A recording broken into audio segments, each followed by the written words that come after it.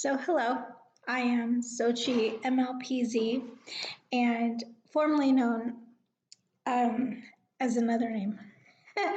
I changed my last name a few years ago, about 5 years ago, because I was going into the entertainment business. And one, I felt it was too long, but also um, I wanted it to match what I am and not really be about my past or anybody that I used to know. I'm going to go over my story really quick. So, if you're a student of mine, I'm an instructor, performing arts instructor, mainly ballroom dance. And if you see my other YouTube channel, you'll see some of that. But you will have gotten one of these magazines, and it has my bio in it, and it talks a little bit about what I've done in music and other arts, etc. But I just want to apologize because I've had a migraine for like 5 days. I know that's concerning, and you're supposed to like go to the doctor, and maybe you have like a brain abscess or there's something else wrong. Maybe you have a head infection or something. That's really gross. But I'm gonna go to the doctor on Monday. Anyway, that's what concerned me is that, oh my God, it feels like death. It feels like you don't know how long you can live like this, right? So I asked some people on my Facebook if they wanted to hear my story. And I got a few yeses. Now, if I'll get 30 people who watch my Facebook stories, 30 to 60, and sometimes only seven. But in any case, some of them said yes. So some of them do know him. Most of my students don't follow me on Facebook, follow me on YouTube and Instagram. But in any case, because I'm going through this, I felt it necessary to finally tell my story as a normal person.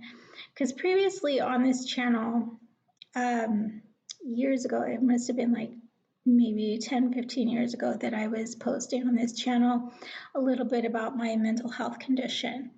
And I had a hard time doing it at the time because I was still going through some major stuff. And so it was hard for me to just get out a thought. And I would have this whole idea of a video, and as I was talking, it wouldn't come out the way I wanted. But I would post it anyway because I'll figure, oh, next time I'll think of what I didn't say and say it again next time. But I stopped doing that because I got a job and started being realistic about how people would view me and what that would mean for me professionally. Talking about mental health conditions at the time wasn't a popular thing. So it just came about the last couple of years. People want to be really open about it and raise awareness, etc. And there's a lot going on in the world right now. I am Mexican American. I was born here in America. And my mother was born here in America, and my father was brought here by his parents when he was a child. So, there are a lot of concerning things happening with us right now, and I wish that I could fix those lights, really bothering me. But anyway, I put out this magazine. There's my bio in it. If you ever got it, you may have read it and said, well, this isn't very vague. This doesn't name any names, and I didn't want to do any name dropping in it. So today, after these first long 4 minutes of explanation, I'm going to tell you a little bit about we'll just get started with one thing. Okay, so let's talk about my existence in the music industry, which right now is non-existent, but how they know of me. So you may have heard of X, etc. There's a lot of songs talking about it over the last 25 years. And in some cases, they're talking about me. And I know that's even hard to say because I think there's just going to be a lot of disbelievers and people that are like, boo, nanny, you're lying, you're a liar. And then there's people in the industry that do not want to admit to the ghostwriting, etc. But I'll tell you, one of the people I'm talking about is Eminem. And everybody in the world wants me never to say this again. They want me to shut up and pretend it didn't happen. But I'm going to tell you the honest truth about what happened with us. And he can deny it. I think legally he has to deny it and pretend that I don't exist, because it's a lot of money concern there. But this is what happened to me. And over the years, I realized that conspiracy is what it felt like in the beginning, but that it's just the way the circumstances and how each situation happened then became like a bigger issue and was like, oh crap, now it's really like I can't do anything and can be considered a conspiracy. But I think all in all, that's not what was meant to happen. It wasn't supposed to go this far. But what happened to me anyway, I had an ex-boyfriend that was a rapper. And he didn't really know that I could sing or rap or anything. And we had an interesting relationship. It was just like he was a drug addict and smoking all the time, cigarettes and weed and alcohol. And I was in there, but I didn't do drugs. I was not a drug user or addict or anything. I did drink a little bit. And I say a little bit where your friends make fun of you and will call you an alcoholic, but it really wasn't that bad. I'm not an alcoholic. I don't drink anymore. I'm totally sober, 100% sober. I haven't had an ounce of any kind of substance, God, for like 20 years.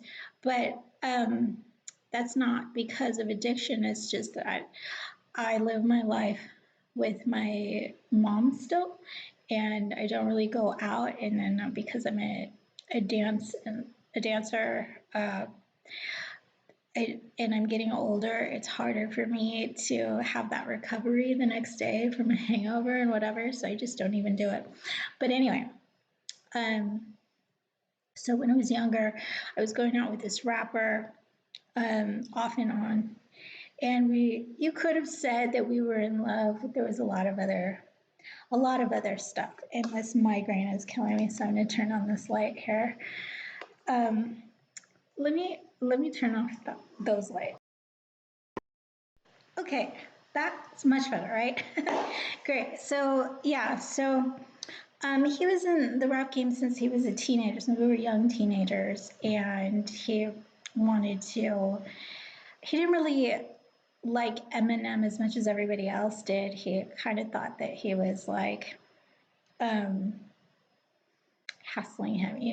When you're on drugs, you get all this mental stuff, and there is some telepathic stuff that happens. You get connected to people when they see you coming up, but he sort of had some of that, and he got the idea that he could really be a rapper. So he would create stuff on his computer and, was really trying to do it on his own. And then as we got older, 19, 20 years old, he made some connections with Bay Area rappers and some producers in the Bay Area of California. And it's sort of a different world. It's a little bit different than it is in LA, and a little bit different than it would be in any other state, New York, whatever. It's just a different vibe. And then if you know anything about, Bay Area rappers, they were known to be a lot speedier, faster, Twista, da da da da da, where you have Busta Rhymes. We had our own fast, speedy rappers, and motor mouths, I guess you could say. So my boyfriend was one of them, and um, but he's a white guy. He's a white kid.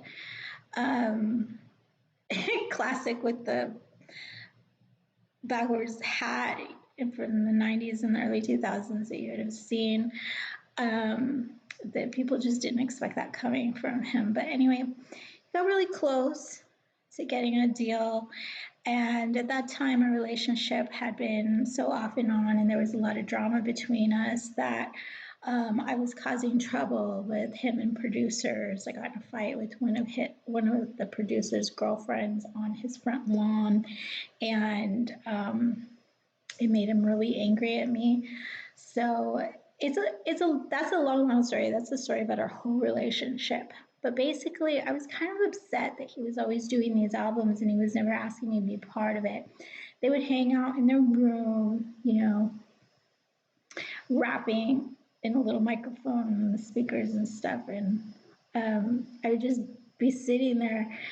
It was like not until I was like 21, like much older, that they had handed me the microphone for the first time, or they tried to get me to say something. He's like, "Come here, I want to show you what we do." Like for the first time, they had been doing this all the time, and then all of a sudden, he wants me to come see it, right? So, and at the time, I have been writing songs, just songs, since I was a child, since I was 6 years old. It's something I had always done.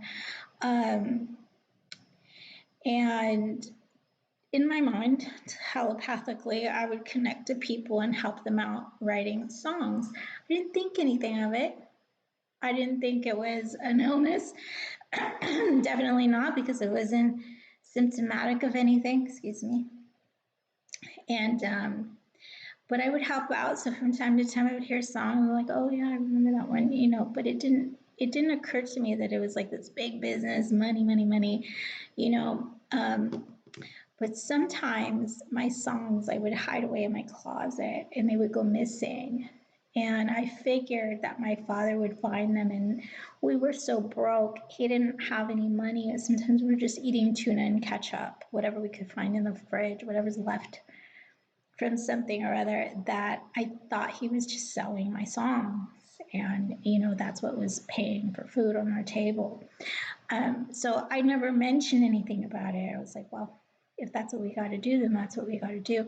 But he wouldn't tell me.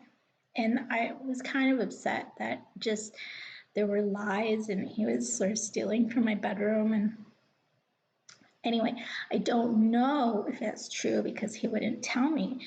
It could have been my cousin. It could have been my uncle. It could have been my best friend. It could have been anybody, right? But anyway, we were always poor. And so I meet my boyfriend. He's a rapper, and then later on, he invites me to rap with him, and I say a couple lines, whatever, and I'm really shy about it.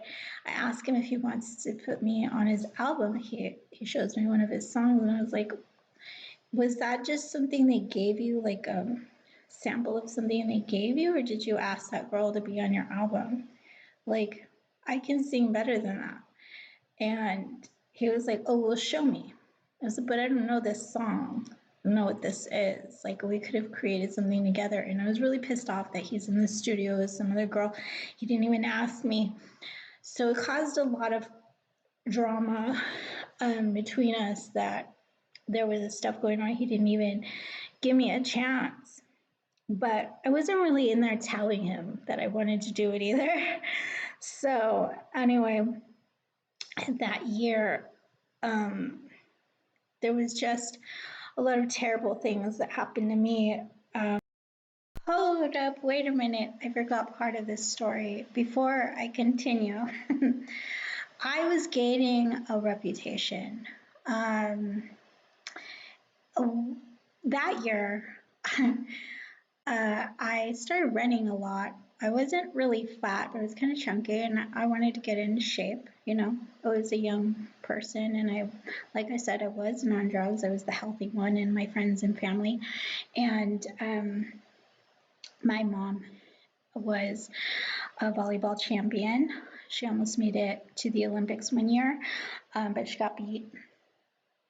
And I grew up in the gym, and I grew up with athletes, and I wanted to be a dancer. And I was actually a dancer at the time. I was in a ballet folklorico group with some family members and friends. And so I needed to stay in shape, and I started running. And I would run at all hours of the day and night, sometimes 2 o'clock in the morning, 4 o'clock in the morning. So small town, so everybody knows you, and word spreads fast. So even though I had a job, nobody knew who this runner was. But because I was running at all hours of the night, depending on my work schedule, and when I had time, I would even walk and run to my dance practice, which was in the city, in the town next to us. So I had to cross over train tracks, and people would see me cross over the train tracks all the time by myself at night. So I was gaining a reputation. And one day there was a party, my boyfriend's house. He was the party house. That's where all the parties happened. And there, when I came in, everybody was to leave. I was sort of his, for the first portion of our relationship, I was his main chick, right? And everybody else had to get out. But I didn't know when he was seeing other girls, and he didn't know when I was seeing other guys. We were just together when we were together, and very, very close. But so I came in one day, and all these girls were asked to leave, and on their way out, I heard him having a conversation with one of them, that she knew who I was, and she asked how he knew me, and he said, "Don't worry about it, just get out. We'll talk later." And so she left, and I sat down at the table. It was just, the group of friends that we've always had since we were kids. Somebody mentions this name, Little Rocky. And I'm like, what? And they said, they're calling you Little Rocky. And I said, what do you mean? And he said, well, you run around town. You run, early mornings, late nights. People are calling you Little Rocky. Have you ever heard that? And I said, no, I never heard that before. I said, but that's funny. And they made a joke, like, they think you're going out on your runs. I was like, oh, on my runs? What do you mean? Like late night runs to meet people? And he said, yeah. And I was like shocked. I was like, wait a minute, you mean like a dealer or like a hooker? What are you talking about? And I got upset, and I was like, wait, that's really bad. Like, that's not the reputation I have. That's not what I need my family to hear. What are you talking about? Who's saying this? And because where he lived, where I was at was in Fairfield, California, and where he lived was Vallejo, California, which is a little bit closer to San Francisco. So it's all the Bay Area. And that had gotten that far out already, that there's this runner called Little Rocky, and the word was that I was out doing tricks on my runs or something, was like very upsetting. I was worried. I was like, I can't be out running, and then what if the news gets to the cops, and then I'm pulled over? He said, that's the thing, is that they heard about you taking rides with cops, because I had asked cops to take me home sometimes from work if it was really late at night. And I was like, no way, I'm not part of this corrupt police system or whatever. But I was upset. I almost cried about it. But they joked about it, and they're like, it's all right, don't worry about it. There's nothing anybody could really do. Word was spreading really, really fast. So that's what was happening that year in my life. I had become known as Little Rocky. And this sort of small town fame was getting around the Bay Area and spreading possibly spreading down to LA. But here's where the story comes, where I meet Eminem and how that all has to do with it. I just gotten a job. I had like 2 jobs and was working a lot, and I didn't know if my boyfriend and I were on or off at the time. So somebody asked me on a date, and I went, and terrible things happened that night. I was roofied and hotboxed, and then they, got me to drink shot after shot after shot, and I didn't know what I was doing at one point. Like the whole night is really foggy, but bad things happened for sure. And I tried to call my boyfriend, have him come pick me up, and I didn't know where I was. And then the guys that I was with broke my phone and told me not to make any phone calls. But that's a different story. Anyway, this terrible night happened to me, and the very next night, I had to go to work. So I went to work, and then they showed up at my work, and I was like, boy, I'm really in trouble. Like, these people are following around to make sure I'm not saying anything.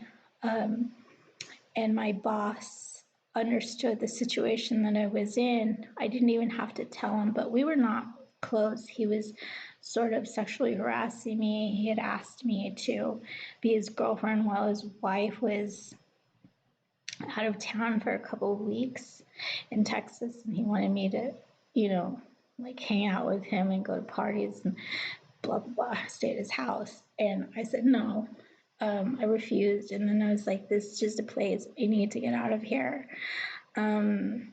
So that night, I went home and I was just writing. Every night I had been writing in my notebook, in my journal, songs and journal entries, and every night. I did that every night since I can remember.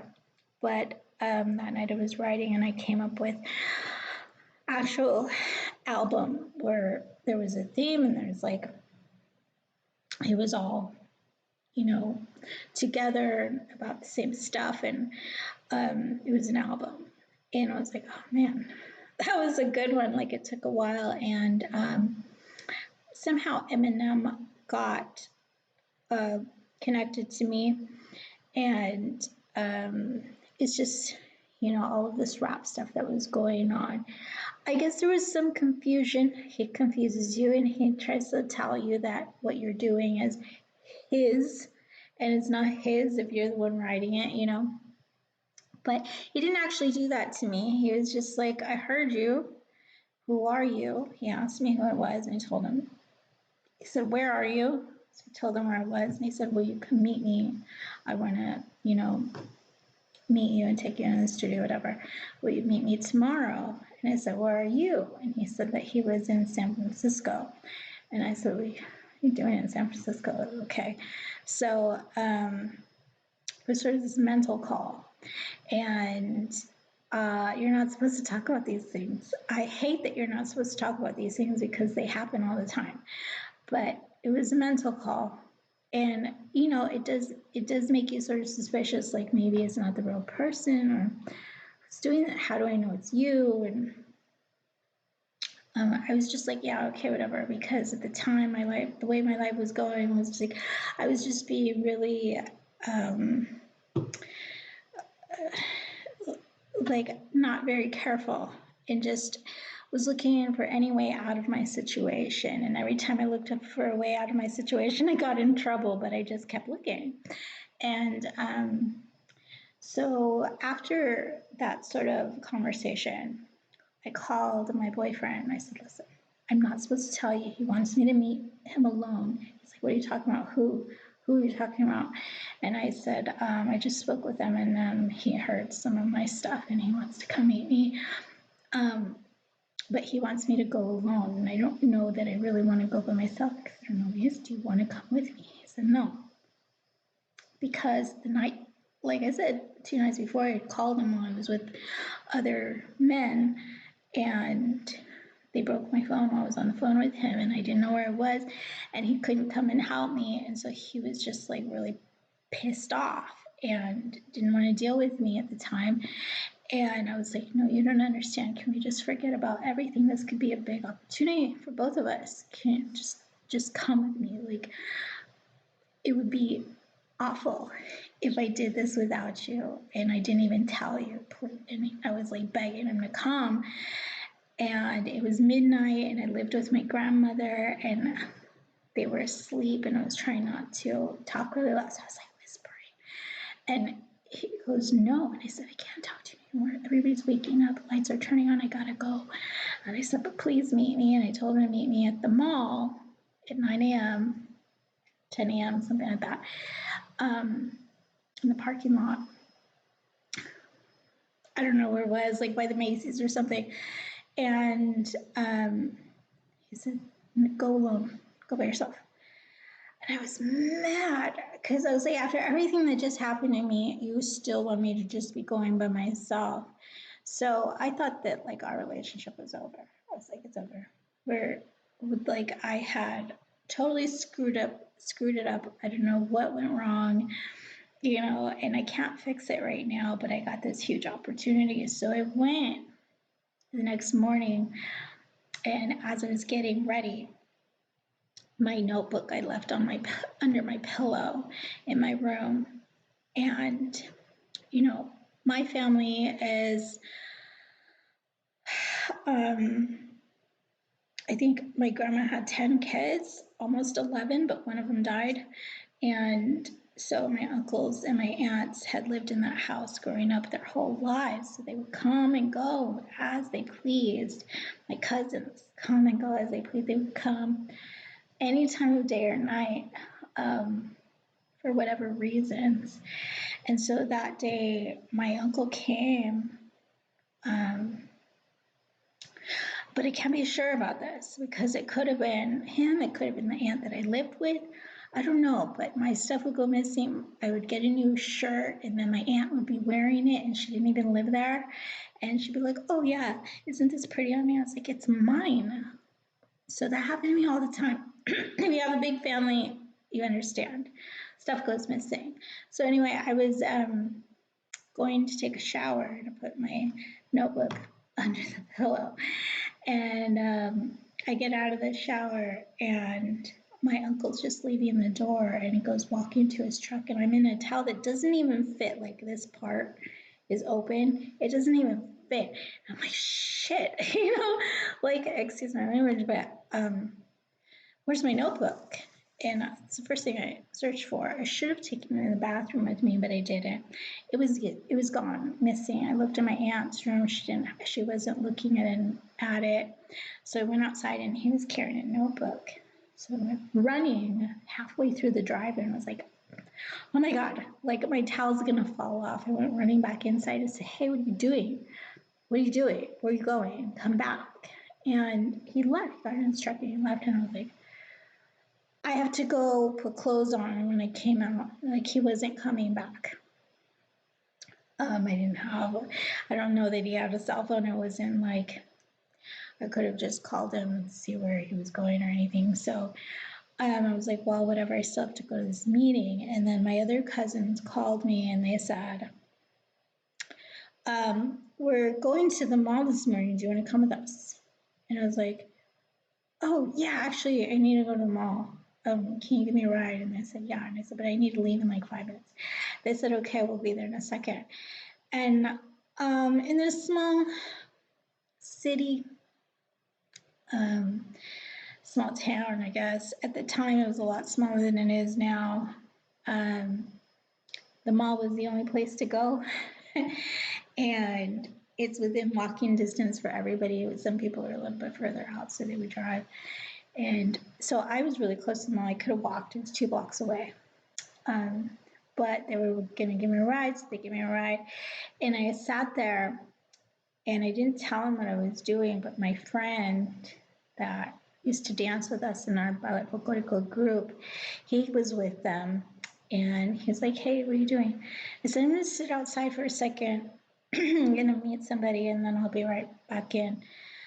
And he said, what's it for? He thought like I was picking up drugs or something. And I was like, no, it's not. I talked to somebody yesterday. They were going to talk to me today. I'm going to, I'll be back in a minute. I'll call you. And he was like, are you sure you don't want me to stay with you? Are you okay? And he thought like I wasn't safe. And he was like the real boyfriend type, where always protecting us. And he was like an older brother, like making sure we were okay. But he was not my boyfriend. He was younger than me. And I was like, no, you're okay, just go. But I think he went inside the doors of the mall and just stayed there and watched me. I don't think he left me alone. I think he was watching me, but I couldn't see him. So then the cars rolled by, two or three big black cars, black like SUV, like, and they stopped, and the window rolled down in the back seat of the first car. And I was like, oh, there they are. So I go over there, and the window rolls down, and it's this blonde guy. He looks like Eminem. But I don't know a lot about Eminem. I just know what I know from a couple of videos that I've seen. I wasn't a huge, obsessed fan of this person. The movie hadn't come out yet. So 8 Mile hadn't even, I think it was coming out that year, but it wasn't out yet. And so there was like going to be another big Eminem boom that nobody knew about yet. And if they did know, I didn't watch TV. I worked and I partied. My grandma would use the TV and she would watch novelas. And so I didn't know anything that was going on with rap or music on MTV or anything like that. American Idol had just started and I had seen it off and on, but I wasn't like watching it every week, So yeah, I was just a songwriter and a singer, and sometimes I would rap stuff. And so he opens the window and he says hello, and I said hi. And at the time, I don't have a picture. If I could show you a picture, I'll show you a picture right now. Maybe I'll edit the video and show you a picture. But I was really cute. I had this big bright smile. Ever since my teeth have moved, they're not.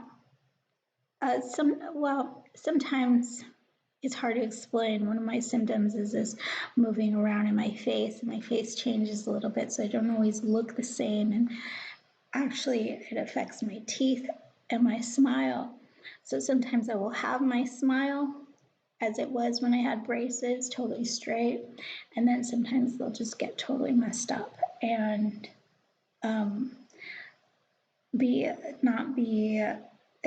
it feels like it's not my face, So that's a symptom I go through now that I've been going through. And I've talked about that on this channel before. The medications that I was on caused that to happen to me, and it's not really curable. There is a medication. This is off topic, but if you take the medications, no telling where your face will stop moving, so you may never look the same. Anyway, so I don't take it. Oh my God, it's like hot in here. But yeah, so anyway, he says hi, I say hi, I smiled. He said, you have a very beautiful smile. I said, thank you, you're not so bad yourself. And kind of in a flirty way. He was actually very cute. But I barely remember it, that time of my life, because it was really like I had that roofie night, and then I didn't sleep, and I went to work the next day, and then I wrote all night, and then he contacted me in the middle of the night, and then I had to get up early. And so like, I don't even know how I remember it. Like, it's so foggy. But it was him, and he had a driver, a black guy, big big black guy was the driver. And then the car behind him had a couple of other black guys in there, big guys, which later I assumed was like 50 Cent or something. I don't know. I didn't meet the people in the second car. But he was talking to me and he said, do you have the songs? And I said, actually, they were stolen this morning. My notebook was stolen this morning. I don't have it.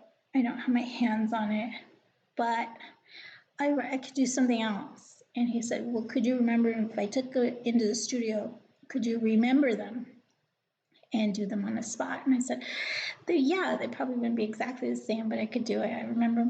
I thought about it for like 2 seconds and I was like, yeah, no, they're still in my, yeah, I could do it. And he looked at me for like a couple of seconds, like a moment of thought. And he was like, all right, get in. And I was like, okay. So I tried to open the door. She locked the door and he goes, the other side. And I said, well, just scoot over. And he said, other side. I was like, what? I was like, I think what happened is because of what I had went through a couple nights before, I was deadly scared. I had this moment of fear where, like, if I walked behind the car that was behind him was set up to run me over, to squish me between the car. Like, I thought they would kill me. I just was going through some paranoia. I wasn't schizophrenic or anything, but it was just like, I don't, because he wouldn't just let me in the car. He got kind of very serious. And it's just a ton of men that I was dealing with. There were no females there, and it was by myself. I was afraid of going in front of the car. I didn't want to run me over. I was afraid of going in the back of the car because I didn't want them to, smush me. And I just was like having a little bit of a panic attack. I didn't really have the time to explain to him what was going on with me. So I was like, just let me in. And I was like, just let me in, like scoot over. And he said, get in the other side. And I said, can you please? I said, why don't you just scoot over? Scoot over and let me in. And I was thinking like that I have some chivalry. I was like, you ever heard of chivalry? And he said, get in on the other side. And he got pissed off at me. And I was like, you know what? What happened just before that is that when he was asking me if I could redo the songs, I stepped away and I said, give me just a second, because somebody else was connecting to me to write a song. They were doing it by themselves and it wasn't really helping them, but I could hear it. I was like, okay, I can't do these two things at once. I have to somehow not lose my stuff, not lose my shit, and disconnect with these people so I could have this conversation. So he thought I was like a little bit weird, I think. And then I had my panic attack and I was like, you know what? It's too crazy. These things is too crazy for me right now. And I didn't say that, but I was like, right there for a second. Some of this is because I wanted to talk about mental health conditions. Mine in particular, it's all I can talk about really. But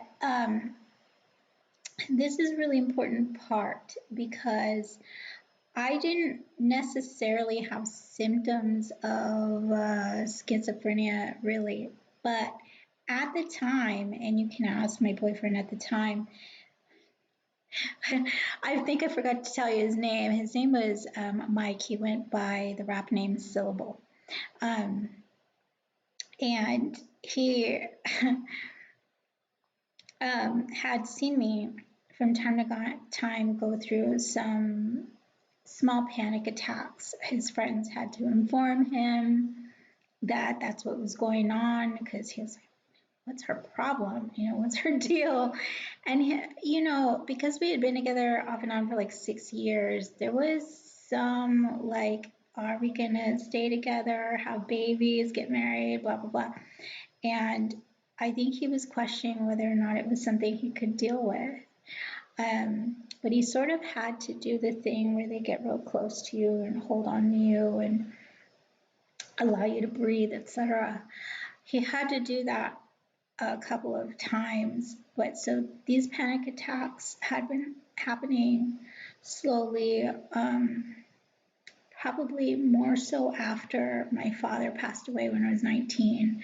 So at this time, it was 2002. It just turned like maybe January, February 2002. Like I said, if the movie was out, it had just come out, but I hadn't seen it. I never even heard of it. I didn't even know, right? But I was experiencing that from time to time, and the only people that knew were my closest friends, which were my boyfriend and his buddies. And, I would go through the heavy breathing, sort of the pacing back and forth, not really knowing what I was doing, start asking crazy questions and saying stupid things just to get out of a situation and have to go be in a corner by myself. So when I would be experiencing these things that would make me very nervous, I was like, let me in, just scoot over.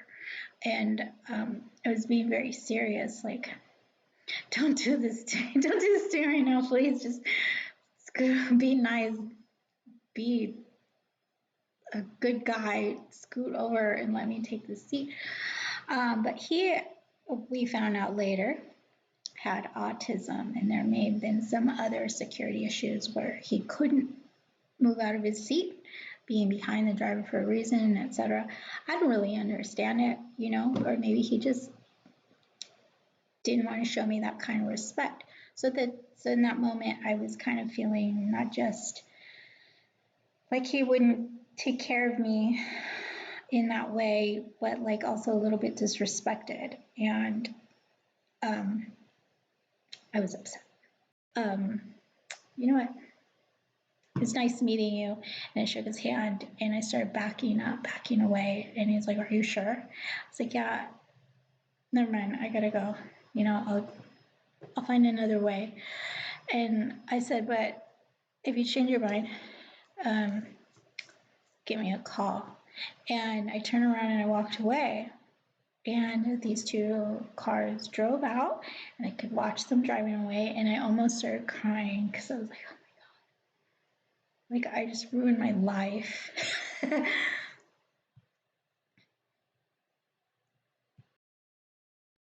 So that's the long story about how I met Eminem. We did meet. He has been denying that meeting for a long time, or, denies me that I even exist. But the album that I wrote that he really wanted to get his hands on was Recovery, the Recovery album. I wrote probably 98% of that album, and he did have some of the songs I did notice that he added to because they were short. What I wrote was really short, or it was just a hook, and he would add to it. But most of it I wrote. It's my album. He didn't do anything to me. Mentally, it was safe. Like, I didn't go crazy because of Eminem. I had other opportunities. About a week or two later, I kept my job. Had just been a week, and my boss, I think he was feeling some guilt, and he was like, you know what? I have some connections to the radio station. If you want, I can help you with your songwriting. And I was like, wait a minute, how does he even know that I do that? I don't know if I had been talking about it to people and forgetting that I was telling them. But I remember that I was keeping my notebooks in my backpack. So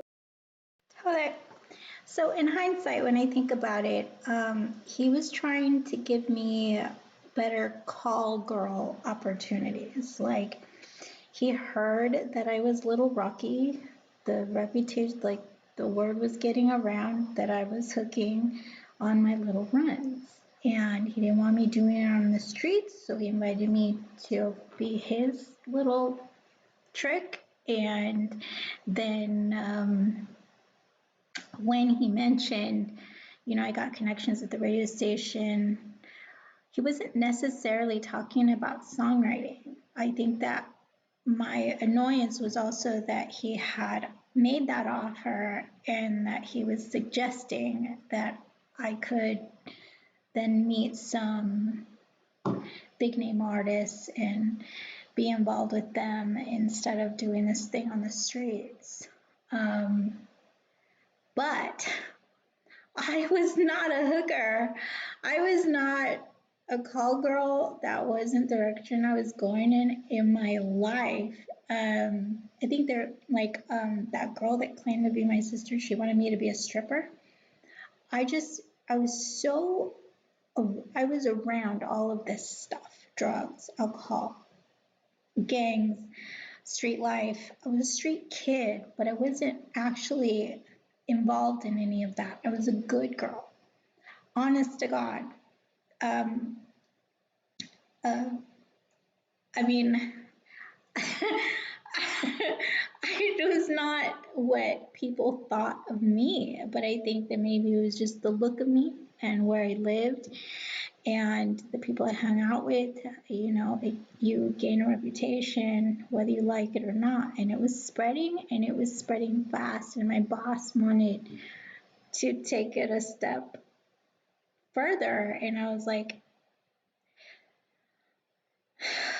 you know, I don't know what I don't know where my life is going now, you know, but I was upset about what had been going on in the last couple of weeks, and I just was sort of traumatized and panicked and angry, and at this point I could not handle it by myself anymore, and I didn't have anyone to talk to about it or to help me. I felt like they were going through my stuff and figuring out what I do. So he had somebody come and see me. He asked me, and I was like, no, I had an attitude. I was like, no, I don't need your help. Like, leave me alone. Like, mind your own business, you know? And I actually said those things to him, and I was like, why are you like, I'm just trying to work here. I just, you know, I don't want to owe you anything. I don't know you. And I was like, that's too bad. And then later, Timbaland, somebody called themselves Timbaland, came and saw me at work through the back door at my job. And I was like, Timbaland, I know who Timbaland is. I know who Missy Elliott is. I know who Aaliyah is, you know? And I was like, but I wouldn't recognize him. At the time, Timbaland was in the background. This was before his face was a star, before we really knew what he looked like, before Promiscuous came out. And oh my God, it was before all of that. And he was standing in front of me. I didn't recognize him. I was like, how do I know you're Timbaland? Like, what's your name? And he told me his name. I don't remember. And I said, can I see ID? And they showed me his ID, and I was looking at it, and I was like, you know what? Because they don't even know your real name, this is not going to work because I don't know who that is. And I was like, it doesn't say Timbaland on it. So, like, how will I know even who you are? And he invited me to go with him to the studio. And he had my notebook in his hand. I said, can you, like, who gave you permission to go through my backpack and get my notebook? And, second. Sorry, I had to blow my nose. So who gave you permission to go through my backpack and get my notebook? Give me my notebook. And I went grabbing for it. He pulled back. I said, give me my notebook. And he wouldn't give it to me. So I didn't want to get in a fight. Also, what was going through my head, this guy called himself Timbaland, asked me if I wanted to be the next Aaliyah. And from what I understand, Aaliyah didn't write her own songs. Timbaland wrote them, or somebody else wrote them, right? I think, no. I love Aaliyah, okay? No disrespect, but I don't want to be the next Aaliyah or the next Selena. I want to be the first me.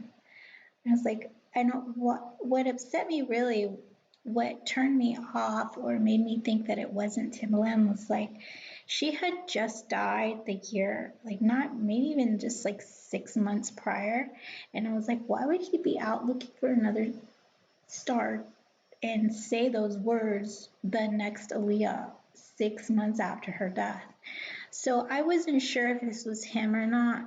And then if it was, I was like, you know, get out of my face.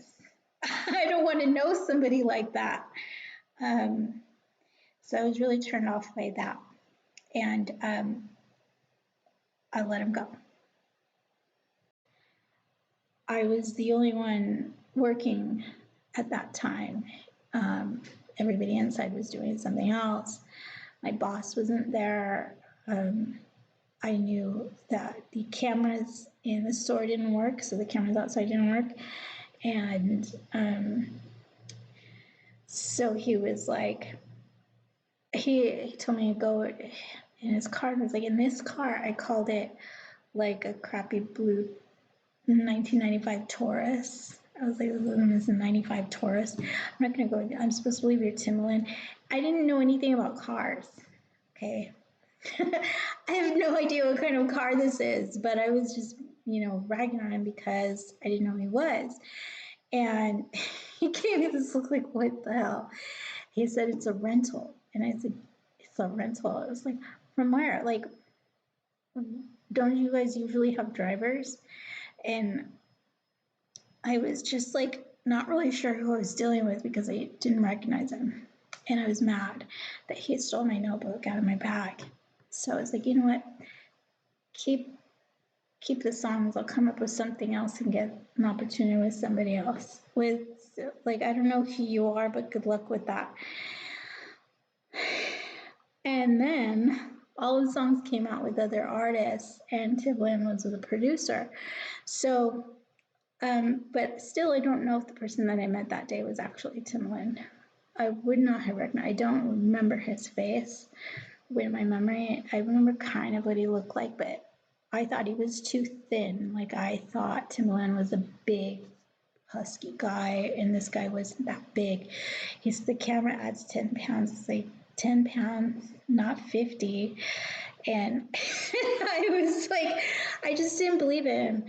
But honestly, I think that this guy just sold my songs, and they ended up in Timbaland's hands. But a lot of my songs got sold and went to many different artists. So I did meet a few people, and I have had the opportunity to go in the studio and actually make my albums and possibly get a deal. But there was no deals promised. It was just like, come with me, we'll see what you can do.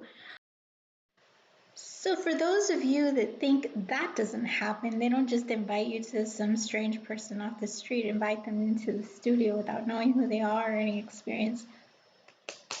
That's the way it was done at the time. Sierra was pulled out of her prom. They assumed she could dance. They just happen that way. They hear about you, or they see you and they find you and they give you an opportunity because you're cute and you got a lot of nerve. You put your foot indoors where they probably don't belong. And so when they see somebody that has some experience being in front of people and doesn't get nervous, isn't easily intimidated, they'll just pick you up.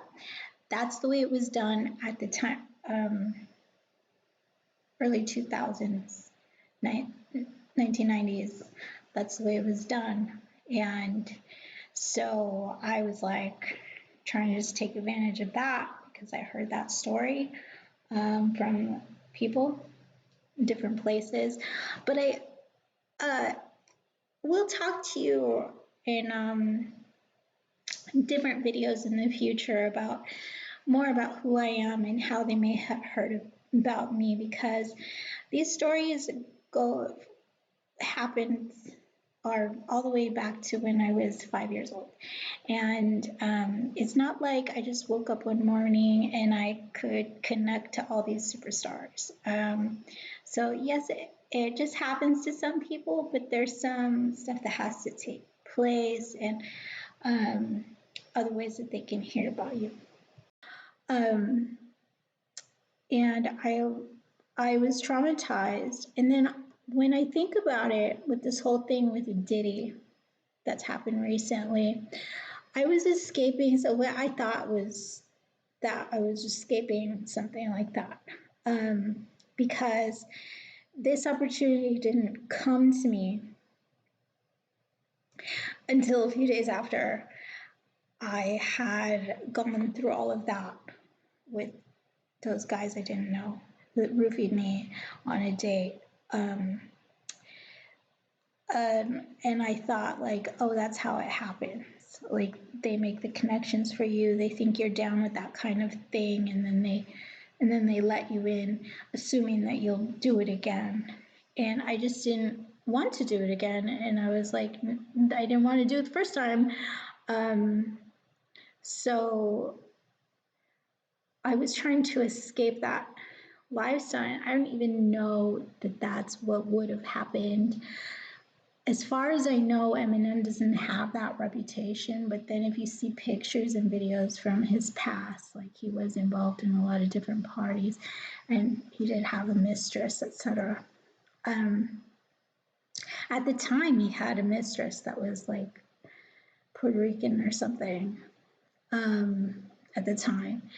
And so had I come in, I think it just got a little flirty, and there was, like,